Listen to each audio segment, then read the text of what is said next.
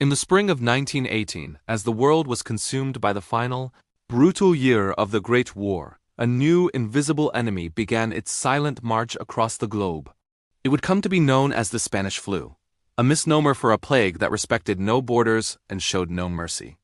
This is the story of a pandemic that killed an estimated 50 to 100 million people, a catastrophe magnified by human error, bureaucratic blindness, and fatal miscalculations.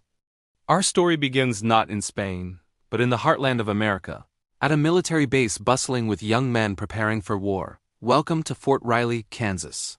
March 1918. The camp is a sprawling city of tents and barracks, home to over 50,000 soldiers. On the morning of March 4th, a company cook named Albert Gitchell reported to the infirmary with a fever, a sore throat, and a headache. By noon, over 100 soldiers were showing similar symptoms. Within a week, the number had soared past 500. The camp hospital was overwhelmed. Doctors diagnosed it as a severe form of influenza, but what they were witnessing was the first spark of a global inferno. At the time, influenza was a familiar seasonal illness. It was rarely fatal for the young and healthy, but this strain was different. It struck with alarming speed and severity. Yet with a war to win, the military machine could not stop. The urgency of the war effort overshadowed the growing health crisis. The focus was on shipping soldiers to the front lines in Europe, not on containing a mysterious illness. This decision would prove catastrophic. The virus hitched a ride on the very troop ships meant to carry America's finest to victory. Packed into crowded quarters, soldiers became unwitting vectors, carrying the influenza strain across the Atlantic. By April, it had reached the trenches of the Western Front. It spread like wildfire through the armies of Britain, France, Germany, and then into civilian populations. It was here it earned its name. Wartime censors in the Allied and Central Powers suppressed news of the outbreak to maintain morale. But Spain, a neutral country, had no such restrictions. Its press reported freely on the widespread illness, even noting that King Alfonso XIII had fallen ill. The world, reading Spanish newspapers, began calling it the Spanish flu. This first wave, while widespread, was relatively mild. Many who fell ill recovered. A false sense of security settled in. The world breathed a collective sigh of relief, believing the worst was over. They were tragically mistaken. As summer turned to autumn, something terrifying happened. The virus mutated. Somewhere in the crucible of war-torn Europe, it evolved into a far more lethal form. This was the second wave. It began in late August 1918. Erupting almost simultaneously in port cities around the world: Boston in the United States, Brest in France, and Freetown in Sierra Leone. This new version of the flu was a killer unlike any seen before. It targeted the young and healthy, the very people who normally survive influenza. Their strong immune systems, when confronted with the virus, would launch a massive counterattack known as a cytokine storm, flooding the lungs with fluid and cells, effectively drowning the victim from the inside out. Patients' skin would turn a dark bluish-purple from lack of oxygen, a condition so pronounced that doctors sometimes struggled to tell a patient's race. Death often came within hours. The tale of two American cities, Philadelphia and St. Louis, offers a stark lesson in the consequences of action versus inaction. In Philadelphia, public officials were determined to proceed with a massive Liberty Loan parade scheduled for September 28.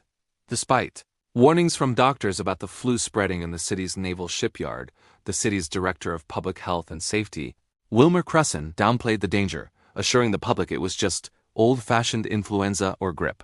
Over 200,000 people crowded the streets for the parade. It was a citywide celebration that would soon become a citywide funeral. Within 72 hours, every hospital bed in Philadelphia was full. Within a week, 2,600 people were dead. Now let's look at St. Louis. Its public health commissioner, Dr. Max Starkloff, had watched the news from the East Coast with growing alarm. He understood the threat. When the first flu cases appeared in his city, he acted decisively. Starkloff lobbied for and was granted sweeping authority to implement strict public health measures. On October 8th, just 2 days after the first reported civilian death, St. Louis shut down. Schools, churches, theaters, and public gathering places were closed. Parades were banned. Social distancing, a term we are all too familiar with today, became the law. The economic and social cost was high, and Starkloff faced intense criticism. But his strategy worked. While Philadelphia's death rate peaked at over 250 per 100,000 people, St. Louis' peak was less than 50. The city's swift and drastic measures flattened the curve, saving thousands of lives. The contrast could not be more clear. One city chose denial and paid with an unimaginable death toll. The other chose science and decisive action, and in doing so, provided a blueprint for future pandemic response. As the second wave ravaged the globe, societies teetered on the brink of collapse. Basic services broke down. There weren't enough doctors, nurses, or gravediggers. The fear was palpable. People wore masks, avoided crowds, and viewed their neighbors with suspicion. A third less deadly wave followed in the spring of 1919, but by the summer, the pandemic had largely run its course. It had burned through the human population, leaving a trail of devastation and a world forever changed. The Spanish flu didn't just kill, it left deep scars. It orphaned countless children and widowed millions. It contributed to the end of World War I, as armies on both sides were too sick to fight. Economically, it caused short-term disruption and long-term changes in public health infrastructure. For decades, however, this global trauma was strangely forgotten, overshadowed by the war and relegated to a footnote in history books.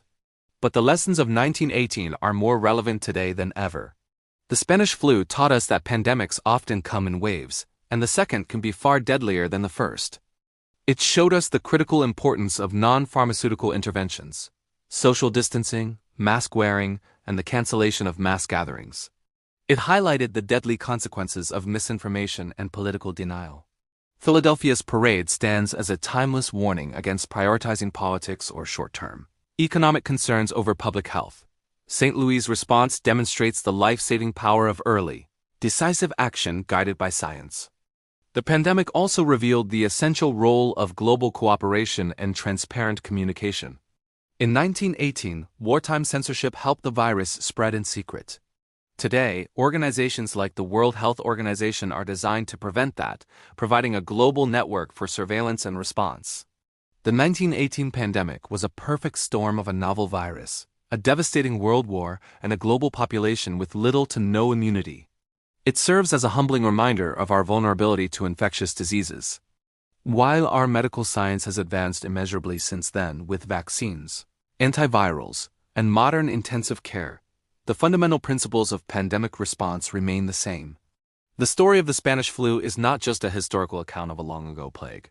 It is a cautionary tale, a user's manual for survival written in the tears of a generation.